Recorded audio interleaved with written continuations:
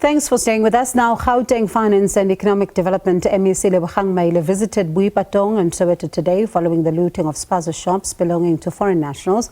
Locals accuse the shop owners of selling contaminated and expired foods. Joining us now in studio is SABC News reporter Dludla, who's been tracking the story for us. Calvin, of course, this is an issue that you've tracked for quite a bit. I remember even last week when you were speaking to one community, but the MEC is saying that, and I'm quoting, uncontrolled borders are responsible for the high number of illegal foreign nationals in the country. How did the community react to this? Yeah, most of them were in agreement with him. They were saying, yes, that is true, but according to them, the South African government then needs to tighten up our borders. They are saying illegal or no illegal foreign nationals in South Africa are a big problem, especially in communities, because according to them, when it comes to the small spaza shops, they are being undermined by foreign nationals. They told they were so angry, Bongo, I have to say. They were so angry. Lebogang Maile had to calm them down before he even started addressing them, because they were saying government is not doing enough in terms of tackling such issues that they are complaining about. They are saying they've been trying by all means to knock on their doors, but no one is responding. They are saying they don't want to see any foreign nationals anymore around their community. When we went there, I can tell SABC viewers that the shops were closed.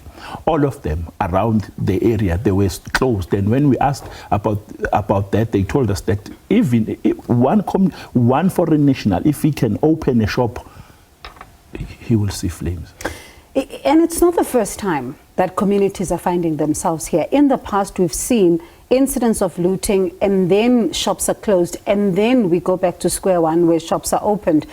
Is the MEC saying that they are now going to ensure that this doesn't happen, or how are things going to unfold moving forward? Yeah, Bongo, the way they are approaching them is that now they have managed to chase foreign nationals away.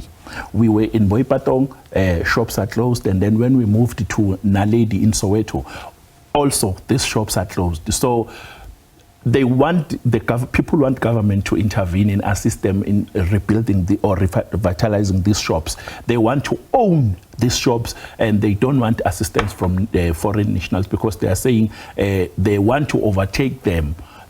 Foreigners want to overtake South Africans. If they can see that you have another business and your business is booming, then you are a threat to them. And when it comes then to the MEC and them reaching a final point, when do they begin to start this particular process of ownership and revitalizing some of these stores, or is that still going to be a process through a series of meetings? This will be, this is in process, and there are a lot of meetings that are going to take place. That is what Maile said, that they must calm down, they must properly apply for funding, because others were complaining that they've been trying to apply even for funding, but to no avail. They are not winning. Government is not budging. But when they attack foreign nationals, then you will see government and law enforcement agencies coming in. But what was the highlight of the day, Bongiwe, today in this whole issue, in Boipatong, there was a lady. This lady is saying, I have a shop in my house. It was occupied by a foreign national. When the South Africans chased these foreign nationals, this lady was in disagreement. She didn't want a foreign national to leave because the foreign national is renting, is paying rent, is feeding this lady. So now the locals now are against another local. They are against this lady. They are threatening her. According to her, they are saying they want to burn her house, because according to them, she is in favor of foreign nationals. But the lady is saying, no, the person that was staying here is legally in South Africa, and he has been occupying this store for almost like 10 years. So I don't have a problem with this person, and I will keep on fighting for this person to come back to to occupy this shop. Yeah, which, Calvin, is part of the challenge when you think about it, because she's not the only one. Yes. There's a number of people who actually have rented out these stores, yes, and are getting just in some cases a certain amount of money, yes, when it comes to rent per month. How is the MEC saying that this must be dealt with?